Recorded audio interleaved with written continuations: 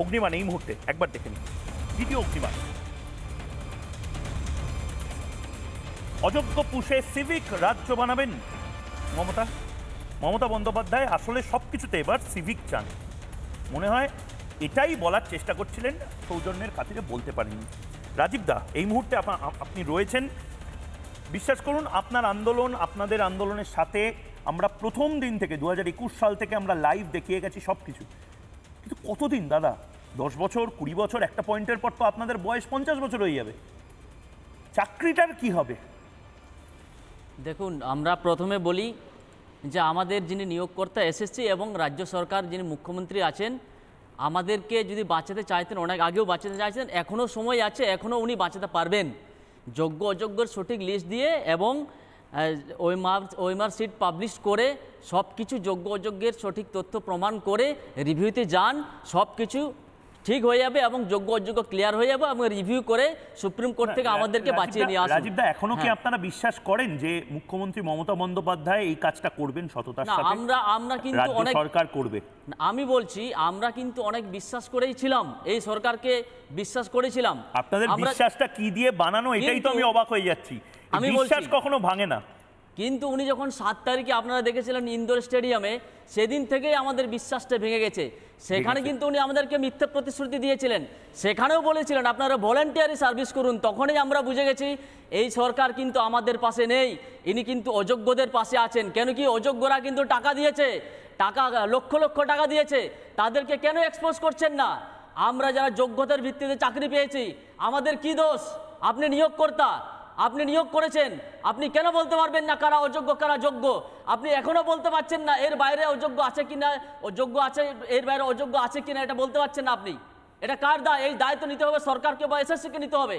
কিন্তু এখানে এসএসসি বলতে কিছু নেই, সব কিছুই চালায়, আপনারা জানেন সরকার চালায়। অতএব দায় নিতে হবে সরকারকে, এই চুরির দায় নিতে হবে সরকারকে। এই জন্যই তো আমরা বলি, সরকার বলছেন কিন্তু সরকারের মাথায় তো মমতা বন্দ্যোপাধ্যায়। এই জন্যই তো আমরা বলি এই যে মমতা ব্যানার্জি যিনি আছেন মুখ্যমন্ত্রী, আমরা কেন বলি যে মুখ্যমন্ত্রী চোর?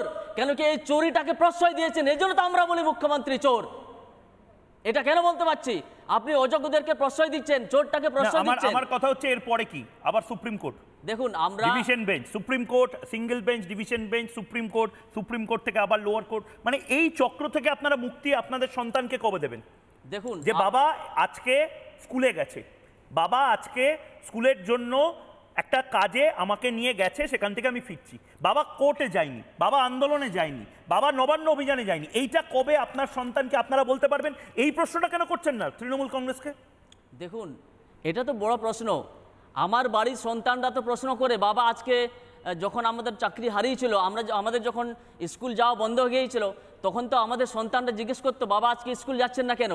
এবং অন্যান্যরাও জিজ্ঞেস করতো যে আপনিও কি টাকা দিয়েছেন, আপনিও কি ঘুষ দিয়েছেন? এখনও প্রশ্ন করে। এই দায়টা কাকে নিতে হবে? এই দায়কে সরকারকে নিতে হবে। এই দায় নিয়ে আমরা কেন চলবো?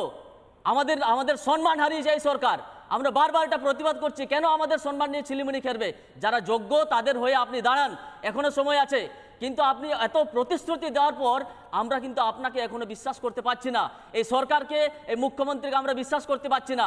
এই জন্য আমরা বারবার বিভিন্ন পন্থা অবলম্বন করেছি, বিভিন্ন রাজনৈতিক দলের কাছে গেছি যে এই সরকারকে আপনার রাজনৈতিকভাবে কেন চাপ দিচ্ছেন না, আমরা সেটাও করেছি। কেন কি এই রাজ্যে যারা বিরোধী দল আছে সেখানে তাদের কাছেও আমরা গেছি, তাদের দোরগোড়ায় পৌঁছেছি যে আপনারা এই সরকারকে, এই রাজনৈতিক দলকে চাপ দিন, আমাদের পাশে দাঁড়ান, এটাও আমরা করেছি। কিন্তু এখনো এই মুখ্যমন্ত্রী, এই সরকার এই সঠিক পদক্ষেপ নেয়নি। এটা সারা পশ্চিমবঙ্গে বা সারা ভারতব্যাপী এটা প্রতিবাদ করা দরকার, এই দুর্নীতির প্রতিবাদ করা দরকার। এটা সব জায়গায় ছড়িয়ে পড়েছে। আপনারা যারা সুবুদ্ধি সম্পন্ন মানুষ আছেন এবং পশ্চিমবঙ্গের যারা শিক্ষিত মানুষ আছেন, আপনারা আমাদের পাশে দাঁড়ান।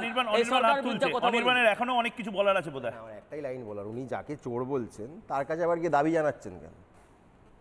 দুটো তো একসঙ্গে হয় না। দেখুন, উনি তো নিয়োগকর্তা, চোর বলছেন যখন দাবি জানাচ্ছেন কেন? উনি চোরটাকে প্রশ্রয় করে দিয়েছেন, কোলে গিয়ে নাচুন। চোরটাকে প্রশ্রয় দিচ্ছেন বলে ওনাকে চোর বলা হচ্ছে।